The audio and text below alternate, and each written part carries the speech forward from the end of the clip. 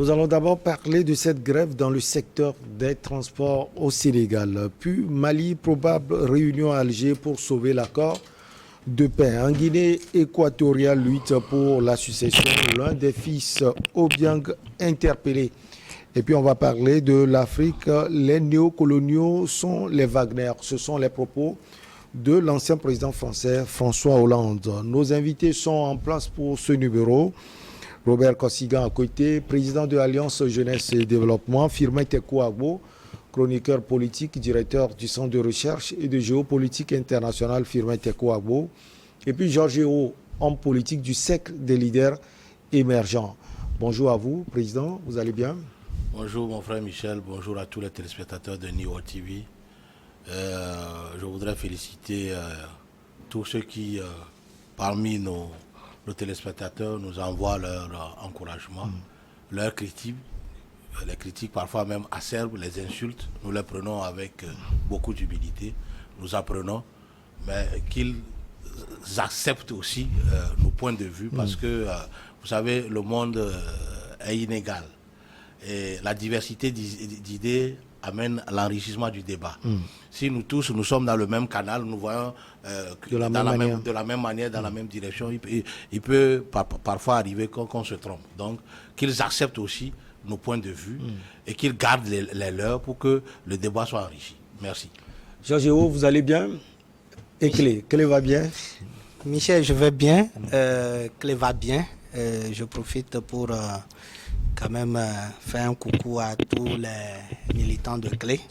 Ce sont des leaders. Heureuse année à Firmin et à Robert. C'est la première fois que vous les rencontrez dans l'année. Pour cette année. Et donc, je me porte bien. Firmin aussi se porte bien, visiblement. Et le centre? Ouais, bonjour Michel, merci de m'avoir invité. Je vais bien avec la grâce de Dieu. Le centre, ça va. Nous sommes toujours avec notre projet Citoyenneté épais. Et comme vous le savez, toutes les semaines, nous sortons des affiches numériques. L'affiche que nous avons sortie cette semaine, c'est d'amener les usagers de la route à respecter le code de la route. Donc, nous avons dit que le code de la route, le respect du code de la route est obligatoire. Respectons le code de la route, c'est un acte civique. Vu ce qui est en train de se passer ces derniers mois ou ces derniers jours, surtout depuis le début de l'année, ces multiples accidents que nous constatons par-ci et par-là, peut-être dont nous allons même débattre tout à l'heure. Donc, nous poursuivons notre campagne. Citoyenneté épais, on en parlera régulièrement. Allez, on commence par un pays que le président Robert Kossigan a côté connaît très bien. C'était mercredi à partir de 0h qu'est rentré en vigueur le mot d'ordre de grève d'une partie des syndicats du transport au Sénégal. Une grève à l'appel de Alassane Ndoye, il est le président du regroupement des syndicats routiers du Sénégal qui a décidé de mettre en exécution sa menace contre l'État.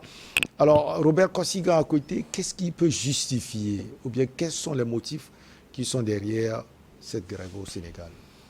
Je crois que il y a que les transporteurs disent que les 22 mesures du gouvernement, selon eux, sont trop drastiques pour eux, surtout, notamment ne plus confectionner les sièges pour les cars et les bus eux-mêmes, ne plus importer les pneus d'occasion d'ailleurs, ne plus mettre les porte-bagages sur les bus et les taxis, et puis tant d'autres mesures selon le gouvernement, et surtout l'interdiction de voyager la nuit, c'est-à-dire de 23h à 5h du matin, les plages d'heures à laquelle le gouvernement soupçonne les transporteurs de se fatiguer de trop ou de perdre le sommeil et occasionner des accidents. Vous avez vu qu'en moins de 3 jours, le Sénégal a perdu pratiquement 60 personnes. Ouais. Les gens parlent de 110 même. Voilà, 70 personnes avec des dégâts matériels, des blessés et tout. Ce qui donne raison au gouvernement. Mais cela aussi, on peut aussi dire que le gouvernement sénégalais a dormi un tout petit peu, parce que dans certaines localités du Sénégal, vous allez constater que les voies sont étroites. c'est une seule voie qui quitte Dakar pour la Gambie. C'est une seule voie qui quitte Dakar pour la Gambie, et de la Gambie à la Casamance. Vous voyez, donc parfois, vous allez constater que arriver dans certaines préfectures, c'est exigu la voie et ça traverse toute une ville. Or, les chauffeurs sénégalais ne se reposent pas. Ceux qui sont sur les parcs sont parfois doublés par les taxis clando qui aussi circulent et transportent les gens un peu partout. Donc moi j'ai dit, pour le moment, ce qui se fait, c'est que il y a cette affaire de soldats, de corruption sur la route, les raquettes des douaniers. Ça, c'est partout en Afrique. C'est partout en Afrique, sauf le Bénin qui a combattu ça, qui a mis fin à ça. Ça, c'est... ça, c'est un cas zéro maintenant au Bénin, vous voulez dire? Il n'y a plus ça au Bénin, ça, je vous rassure, il n'y a plus ça au Bénin. Eh ben, c'est à copier pour les autres pays qui ne sont pas encore à cette page. Maintenant, j'ai dit, au Sénégal, le problème qui se pose aujourd'hui, les transporteurs veulent discuter avec le gouvernement. Ils se disent, c'est eux les acteurs. Pour prendre des mesures, il va falloir qu'en amont, le gouvernement discute avec eux avant de mettre alors les interdits sur... papier. Sur papier. Mais le leur imposé, parce qu'ils se disent que s'ils ne transportent pas les bagages, ils vont trouver, c'est des manques à gagner. Or, les bus sénégalais ne sont pas confectionnés à prendre les bagages en dessous comme les bus modernes que nous voyons. Vous constatez. Et il y a aussi la diminution du nombre de sièges. Pour le gouvernement, il y a trop de sièges. Le nombre de sièges est élevé dans les bus. Donc, il faut que chaque bus qui arrive d'Europe avec un certain nombre de sièges soit respecté. Or, le transporteur sénégalais, lui, voit ça comme un manque à gagner. Voilà. Je crois que c'est tout ça qui font qu'ils sont en train de vouloir pousser le gouvernement à négocier. Vous allez constater que quand le ministre des Transports a voulu discuter avec eux, ils ont refusé parce qu'ils demandent que le ministre des Finances soit là parce que c'est lui qui contrôle les douaniers, que le ministre de la Sécurité soit là parce que c'est lui qui contrôle les policiers, pour qu'ensemble, ils puissent trouver alors de commun accord ce qui peut être fait, pour que ça ne pèse pas sur eux, parce que, vous savez, eux aussi prennent des prêts dans les banques pour acquérir leurs bus. Donc, s'il y a des manques à gagner, ils ne pourront pas le faire. Maintenant, ce qui taraude encore leur esprit, c'est cette augmentation prochaine de carburant. Je suis sûr qu'il y aura 100 francs de plus. Or, quand il y a 100 francs de plus, ça veut dire qu'il y aura alors répercussion sur le coût du transport. D'ailleurs, il y a la compagnie AFTU qui a déjà pris les dispositions et qui a déjà augmenté pour lui le prix du transport pour ces bus. Donc, tout ça mis ensemble, des conditions qui n'arrangent pas les transporteurs. Ça n'arrange pas du tout les transporteurs. Et ensuite, je vais vous dire une chose qui va peut-être vous étonner. Il y a des gens qui quittent Dakar pour Kaolack pour aller travailler. Donc, c'est la nuit, ils font le voyage. Ils font le voyage, tout ce trajet-là la nuit, et le matin, il est au poste. Alors, si aujourd'hui on dit qu'il ne peut plus voyager la nuit, ça veut dire qu'il y a une grande partie de personnes qui ne peuvent plus aller travailler dans leur lieu de travail. Ces personnes sont obligées de revenir, ou bien de venir à Dakar, la capitale. De venir à Dakar ou d'aller chercher à vivre sur le lieu de leur travail. Donc tout ça mis ensemble font qu'ils sont obligés d'aller en grève, ne serait-ce que pour pousser le gouvernement à venir à la table de négociation. Alors, au même moment, on peut comprendre les grévistes, on peut également comprendre le gouvernement Georges Weah, mais les grévistes, visiblement, sont en train de perdre de plus parce qu'il y a une partie de syndicats qui ne veut plus participer à cette grève et qui se rangerait du côté du gouvernement. Est-ce que disperser la lutte peut être faite très bien? En fait, dans ce cas d'espèce, la question qui se pose, c'est que qui perd ou à qui profite cette situation. Parce qu'aujourd'hui, le secteur du transport est transversal. Et nous ne pouvons pas prendre ce secteur à la légère. C'est des secteurs très sensibles, parce que quand on prend les mesures du gouvernement, c'est pourquoi? C'est pour prévenir un certain nombre d'accidents. Oui, quand vous prenez les pneus, vous prenez le nombre de personnes, le nombre de passagers. Parce que la voiture, quand on l'a conçue, on l'a conçu justement pour un certain nombre de poids. Et quand vous prenez le nombre de passagers, ça fait pratiquement le poids qui a été programmé pour cette voiture. Et vous savez, ça agit aussi sur nos routes. Parce que c'est pour cela que dans l'UEMOA, il y a des directives de l'UEMOA concernant comment est-ce qu'on doit faire les routes. Et toutes ces mesures-là doivent être respectées par les usagers, par les transporteurs. Oui, on sait que la situation est grave de telle manière que les gens voudraient faire des surcharges pour pouvoir gagner un certain nombre d'opportunités en termes financiers. Ouais. Aujourd'hui, le secteur est en grève ou bien il y a des velléités de grève. Il y a certains qui sont effectivement en grève, d'autres non. Mais cela ne sous-attend pas que le gouvernement ne doit pas véritablement prendre en considération un certain nombre de choses qu'ils exigent aussi. Ça va passer par les discussions. Et ça doit passer par les discussions. Et comme ils le disent, que les discussions, comme ils exigent que d'autres ministères soient impliqués dans cette discussion. Parce que je l'avais annoncé que le secteur transport est transversal et ce n'est pas seulement un ministère qui peut gérer tout ce qui concerne les problèmes du transport. Quand vous prenez même le Togo, vous allez voir un ministère du transport, au même moment vous allez voir le ministère de la sécurité qui fait même, qui donne les bilans des accidents. Ça veut dire que tous ces ministères sont concernés par les situations qui prévaut au niveau du secteur transport. Maintenant, ce qui va se passer, c'est que les frais de transport vont être augmentés avec le fait de diminuer le nombre de passagers ou bien de respecter exactement le nombre de passagers programmés pour le type de voiture. Et ce qui va perdre, c'est la question, c'est le consommateur. Et donc, quand le consommateur, quand le prix augmente, les passagers, les commerçants vont augmenter les prix des produits. Et nous sommes déjà dans cette situation de vie chère et dont le Sénégal n'est pas épargné. Ce qui va se passer, c'est que les prix des produits vont augmenter.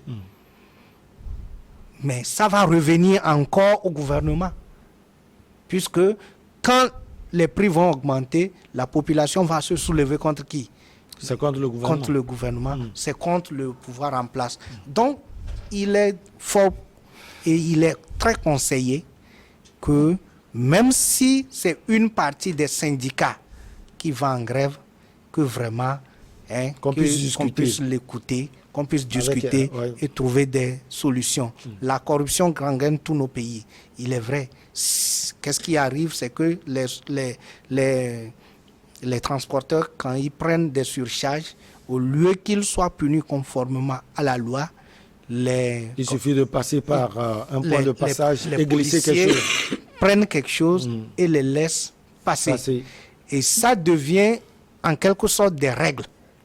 Et ces règles-là, même si tu n'as pas de surcharge, si c'est 100 francs, si c'est 200, ça ne devient pas voyage. Donc, les passagers, les transporteurs plutôt, ont l'habitude de payer ces frais-là chaque jour. Ce qui fait qu'ils augmentent les places automatiquement parce qu'ils savent que même si tu n'as pas de surcharge, tu es obligé de payer à chaque passage de poste policier soit 1000 francs, soit un montant X. Donc c'est pour cela que ce secteur, ou bien tout ce qui se passe dans ce secteur, ne doit pas être compris comme si des gens ont boycotté ou d'autres ont accepté, ça va les affaiblir. Non, ça doit être pris avec un sérieux. Alors, les syndicats des transports ou bien du transport en profitent pour ajouter encore d'autres choses. Il y a également la grève qui avait été enclenchée, c'était du 1er au 3 décembre 2021, qui n'a pas fini d'être résolue. Firmete Kouagbo, il faut ajouter cela avant les discussions avec le gouvernement sénégalais. Ouais, vous savez, je voudrais faire observer 2 ou 3 petites choses. La première chose, c'est que le gouvernement a totalement tort avec ces mesures qui ont été prises. Le gouvernement a totalement tort. Macky Sall est en train d'oublier une chose. S'il est arrivé à ce niveau, s'il a trouvé des milliards dans les caisses de l'État lorsqu'il est arrivé à la présidence sénégalaise, c'est parce que des gens ont eu à travailler durement pendant la nuit. Et quand on travaille la nuit, de 23h à 5h du matin, qui ne veulent pas comprendre du carburant, et que c'est des milliards qui passent par là, et qu'il y a des gens qui vendent de l'eau, de la nourriture aux passagers, et qu'il y a assez d'affaires qui se font de 23h à 5h du matin, et que l'État prélève ces taxes, ces impôts. Je voulais dire mesure, oui, mais c'est trop. Hein. C'est trop. Le gouvernement a totalement tort. Parce que le gouvernement était où quand on importait des pneus d'occasion? Le gouvernement était où quand il y avait des routes exiguës? Vous savez, c'est ma deuxième chose que je veux faire observer. Vous allez voir que dans les pays occidentaux, il n'y a souvent pas de ces accidents criminels là, régulièrement. Qu'est-ce qui peut l'expliquer? Ce qui peut l'expliquer, c'est la différence entre ce monde, le monde occidental et notre monde. Oui, c'est parce qu'ils prennent le temps de maîtriser l'urbanisation de leur ville. Ils arrivent à urbaniser sérieusement leur espace. C'est-à-dire, ils arrivent à construire des routes dignes qui s'adaptent aux réalités du moment. Il y a des routes en Occident où il n'y aura jamais d'accident sur ces routes. À moins que la personne même prenne sa voiture ou sa moto et se saoule et tombe peut-être d'un pont à un autre. Ça peut se passer. Mais ici en Afrique, on ne prend pas du temps pour construire des routes. Les routes qu'on a ici, on dit du Sénégal, de Dakar, ou de Dakar à Gambie, ou pour entrer dans la Gambie d'à côté, les routes qui ont été là, Macky Sall est arrivé, est-ce qu'il a pensé une fois à revoir la superficie mais ceux qui ont été de au ces Sénégal routes disent que c'est quand même une référence quand on prend certains pays de l'Afrique de l'Ouest. Oui, le Sénégal est en avance. Oui, le Sénégal est en avance, mais dans tous les pays africains, c'est ça, à moins peut-être... excepté l'Afrique du Sud, parce que ce sont les Blancs qui ont construit ce pays. Mais ici, au niveau du Sénégal, mais la route est tellement exiguë. C'est pour cela qu'il y a de ces accidents-là. Si l'État avait pris le soin de construire des routes qui respectent ou qui s'adaptent aux réalités du moment, je ne pense pas qu'il y aurait cet accident-là. La première mesure que Macky Sall devrait prendre, c'est de penser à revoir l'état des routes d'abord. Si les routes sont beaucoup plus spacieuses, il y aura moins d'accidents. Dans tous les pays africains, quand vous voyez, c'est l'histoire de route, c'est le problème de route. Regardez, bien avant cela, on peut régler les questions de surcharge. Oui, c'est ça. Ça, c'est une question de conscience. Ça, c'est une question de conscience parce que des mesures n'avaient pas été sérieusement prises. C'est pour cela qu'on a laissé la situation perdurer. Ça, c'est parce qu'on a laissé la situation perdurer. Vous imaginez si, par exemple, il y avait des routes beaucoup plus spacieuses. Je ne pense pas qu'il y aurait ce genre d'accident. Et les gens parlent aussi de manque à gagner. C'est aussi sérieux. Les gens parlent de manque à gagner. Et quand on va supprimer les porte-bagages et tout ça, les gens vont faire comment?